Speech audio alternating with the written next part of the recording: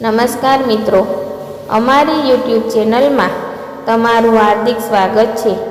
જો નવા હોય તો અમારી ચેનલને લાઈક, શેર, સબસ્ક્રાઈબ જરૂર કરી દેજો।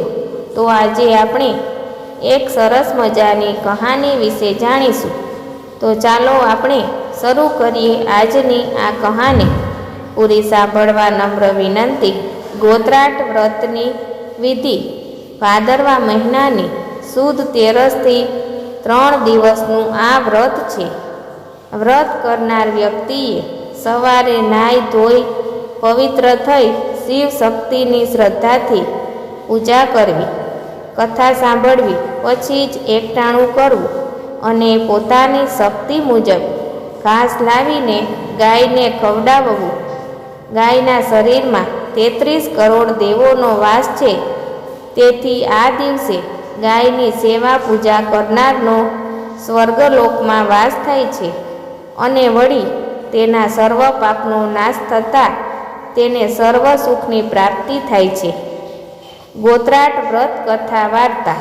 અયોધ્યા જેવી ખૂબ જ પવિત્ર નગરી પર પૂજા વત્સલ રાજા દિલીપ રાજ કરતો હતો। તેની પત્નીનું નામ સુશિક્ષિણા હતું। રાણી ખૂબ જ ધર્મિષ્ઠ હતો અને બધી જ વાતનું સુખ હતું, પરંતુ તેમના ઘરે લાંબો સમય થવા છતાં સુધી પારણું બંધાયું ન હતું અને તેથી તેના દુઃખમાં તેમના બધા જ સુખ પર પાણી ફરી વળતું હતું। પોતાના વંશની ચિંતામાં દિવસને રાત આમ ચિંતાતુર રહેતા રાજા રાણી બંને વશિષ્ઠ પાસે ગયા અને તેમને પોતાના દુઃખની વાત કરી। ત્યારે મહર્ષિ વશિષ્ઠે તેઓને માફળ આપનારું એવું ગોત્રાટ વ્રત કરવા જણાવ્યું।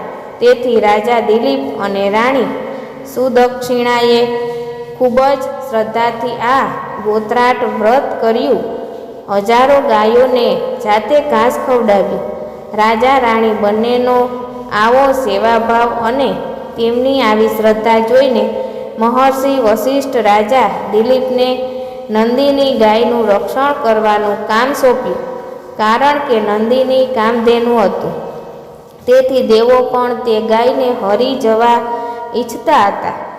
રાજા દિલીપ ખુલ્લી તલવારે નંદિની ગાયનું રક્ષણ કરવા લાગ્યો। એકવાર ભગવાન શંકરને દિલીપ રાજાની પરીક્ષા કરવાનું મન થયું, તેથી ભગવાન શંકરે સિંહનું રૂપ ધારણ કર્યું અને નંદિની પર તરાપ મારી।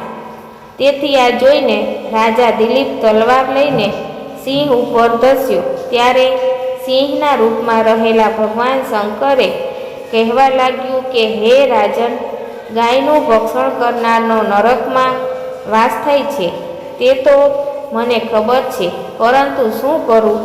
મને ભૂખ ઘણી લાગી છે, તેથી હું આ ગાયને ચોક્કસ મારીશ। ત્યારે દિલીપ રાજાએ તેમને કહ્યું, હે વનના કેસરી, તમને જો ભૂખ જ લાગી હોય તો મારા શરીર વડે તમારી ભૂખ શાંત કરો, પણ આ નંદિનીને જવા દો। રાજની વાત અપૂર્વ બલિદાનની તૈયારી જોઈને ભોળાનાથ તેના પર ખૂબ જ પ્રસન્ન થયા અને તેથી પોતાનું અસલ રૂપ ધારણ કરીને રાજાને આશીર્વાદ આપ્યા। ત્યારે નંદિની બોલી, હે રાજા, મારા લીધે તું તારા પ્રાણની આહુતિ આપવા તૈયાર થયો છે, એ જોઈને હું તારા પર ઘણી પ્રસન્ન છું અને મારા વરદાનથી જગતને અજવાળનાર પુત્રનો પિતા બનીશ થઈ। અને આમ તો ગોત્રાટ વ્રતથી રાણી સુદક્ષિણાની કુખે 32 લક્ષણો પુત્ર જન્મ્યો।